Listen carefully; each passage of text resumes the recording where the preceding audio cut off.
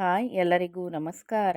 Welcome to veg top. ಇವತ್ತಿನ ವಿಡಿಯೋದಲ್ಲಿ ಸಖತ್ ಟೇಸ್ಟಿಯಾಗಿ ಅಷ್ಟೇ ಈಸಿಯಾಗಿ ರವೆ ಇಡ್ಲಿ ಹೇಗೆ ಮಾಡೋದು ಅಂತ ನೋಡೋಣ. ಈ ವಿಡಿಯೋನ ಎಲ್ಲೂ ಸ್ಕಿಪ್ ಮಾಡಿದೆ ಕೊನೆವರೆಗೂ ನೋಡಿ. ಸಖತ್ ರುಚಿಯಾಗಿರುತ್ತೆ. ಕಾಯಿ ಚಟ್ನಿ ಜೊತೆ ಈ ರವೆ ಇಡ್ಲಿನ ತಿಂತಾ ಇದ್ರೆ ಸಖತ್ತಾಗಿರುತ್ತೆ. ಈ ವಿಧಾನದಲ್ಲಿ ಟ್ರೈ ಮಾಡಿ ನೋಡಿ. ಸಖತ್ ರುಚಿಯಾಗಿ ಪರ್ಫೆಕ್ಟಾಗಿ ಬರುತ್ತೆ ರವೆ ಇಡ್ಲಿ. ಈಗ ಒಂದು ಪ್ಯಾನ್ನ ಬಿಸಿಗಿಟ್ಟು ಪ್ಯಾನು ಸ್ವಲ್ಪ ಬಿಸಿ ಆದಮೇಲೆ 1-2 ಟೇಬಲ್ ಸ್ಪೂನ್ನಷ್ಟು ಎಣ್ಣೆ ಸೇರಿಸಿದ್ದೀನಿ. ಎಣ್ಣೆ ಸ್ವಲ್ಪ ಬಿಸಿ ಆದಮೇಲೆ ಸಾಸಿವೆನ ಸೇರಿಸಿದ್ದೀನಿ. ಹಾಗೆಯೇ ಜೀರಿಗೆ ಕೂಡ ಸೇರಿಸಿದ್ದೀನಿ. ಸಾಸಿವೆ ಜೀರಿಗೆ ಎಲ್ಲ ಸಿಡಿದ ಮೇಲೆ 1 ಟೇಬಲ್ ಸ್ಪೂನ್ನಷ್ಟು ಕಡಲೆಬೇಳೆ ಹಾಗೆಯೇ 1 ಟೇಬಲ್ ಸ್ಪೂನ್ನಷ್ಟು ಉದ್ದಿನಬೇಳೆನ ಸೇರಿಸಿದ್ದೀನಿ.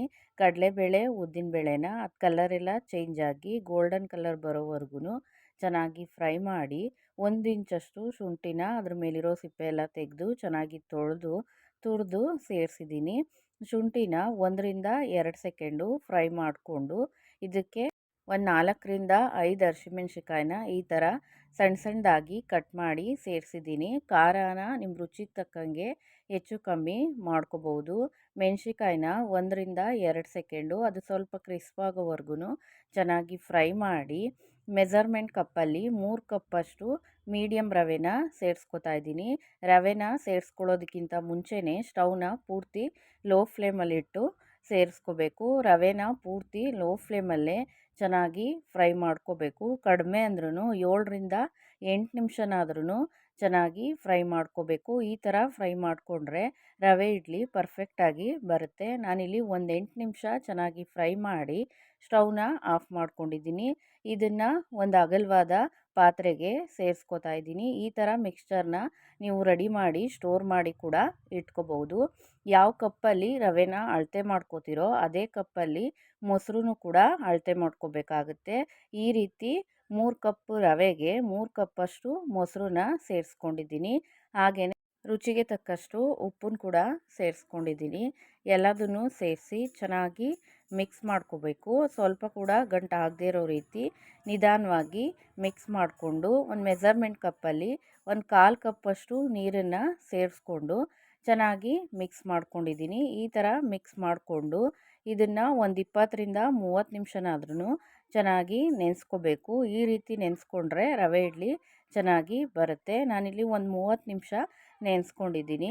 ಈಗ ಇದಕ್ಕೆ 1/4 ಟೇಬಲ್ ಸ್ಪೂನ್ನಷ್ಟು ಸೋಡಾನ ಸೇರಿಸ್ಕೊಂಡಿದ್ದೀನಿ.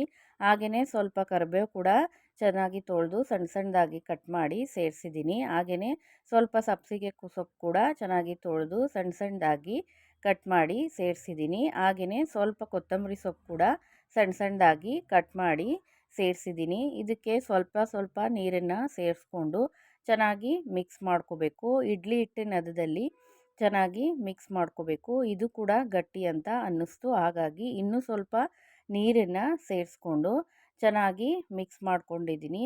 ಈ ರೀತಿ ನಿಧಾನವಾಗಿ ಕಲಿಸ್ಕೋಬೇಕು. ಇದು ಇಡ್ಲಿ ಹಿಟ್ಟಿನ ಹದದಲ್ಲಿ ಬರಬೇಕು. ನಾನು ಈ ರೀತಿ ಕಲಸಿ ಇಟ್ಕೊಂಡಿದ್ದೀನಿ. ಈಗ ಇಡ್ಲಿ ಪ್ಲೇಟ್ಗೆ ಸ್ವಲ್ಪ ಎಣ್ಣೆನ ಸೇರಿಸಿ ಎಣ್ಣೆ ಎಲ್ಲ ಚೆನ್ನಾಗಿ ಸ್ಪ್ರೆಡ್ ಮಾಡಿ ಈ ಇಡ್ಲಿ ಹಿಟ್ಟನ್ನ ಸೇರಿಸ್ಕೊತಾ ಇದ್ದೀನಿ. ಈ ಇಡ್ಲಿ ಹಿಟ್ಟನ್ನ ಸೇರಿಸ್ಕೊಳ್ಳೋದಕ್ಕೆ ಮುಂಚೆ ಈ ಥರ ಸಣ್ಣದಾಗಿ ಕ್ಯಾರೆಟ್ನ ಪೀಸ್ ಮಾಡಿ ಸೇರಿಸ್ಕೋಬೋದು, ಅಥವಾ ಗೋಡಂಬಿನ ಸೇರಿಸ್ಕೋಬೋದು, ಅಥವಾ ಟೊಮೊಟೊನ ಸ್ಲೈಸ್ ಮಾಡಿ ಸೇರಿಸ್ಕೋಬೋದು, ಅಥವಾ ಕ್ಯಾರೆಟ್ನ ತುರಿದು ಕೂಡ ಸೇರಿಸ್ಕೋಬೋದು. ನಾನಿಲ್ಲಿ ಕ್ಯಾರೆಟ್ನ ಈ ಥರ ಸಣ್ಣದಾಗಿ ಪೀಸ್ ಮಾಡಿ ಸೇರಿಸಿ ಹಾಗೆ ಸ್ವಲ್ಪ ಕೊತ್ತಂಬರಿ ಸೊಪ್ಪನ್ನು ಕೂಡ ಕಟ್ ಮಾಡಿ ಸೇರಿಸ್ಕೊಂಡಿದ್ದೀನಿ. ಈಗ ರೆಡಿ ಮಾಡಿ ಇಟ್ಕೊಂಡಿರುವಂತಹ ಇಡ್ಲಿ ಹಿಟ್ಟನ್ನೆಲ್ಲ ಈ ರೀತಿ ಸೇರಿಸ್ಕೊಂಡು ಇಡ್ಲಿ ಪಾತ್ರೆಯಲ್ಲಿ ನೀರನ್ನು ಕೂಡ ಕಾಯೋಕ್ಕೆ ಇಟ್ಟಿದ್ದೆ. ನೀರು ಸ್ವಲ್ಪ ಕುದೀತಾ ಇರಬೇಕಾದ್ರೆ ಈ ಥರ ಪ್ಲೇಟನ್ನು ಇಟ್ಕೊಂಡು ಒಂದು 8-10 ನಿಮಿಷನಾದ್ರೂ ಚೆನ್ನಾಗಿ ಬೇಯಿಸ್ಕೋಬೇಕು.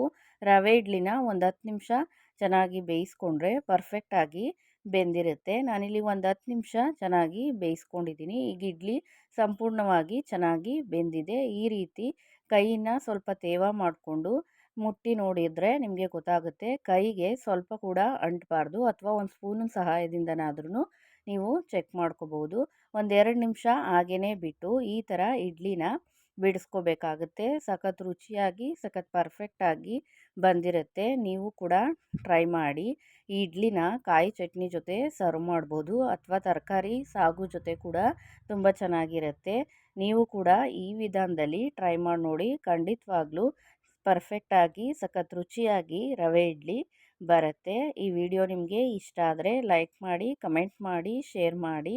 ಹಾಗೆ ಮರೀದೆ ನಮ್ಮ ಚಾನೆಲ್ನ ಸಬ್ಸ್ಕ್ರೈಬ್ ಮಾಡ್ಕೊಳ್ಳಿ. ಮತ್ತೆ ಮುಂದಿನ ವಿಡಿಯೋದಲ್ಲಿ ಸಿಗೋಣ. Thank you.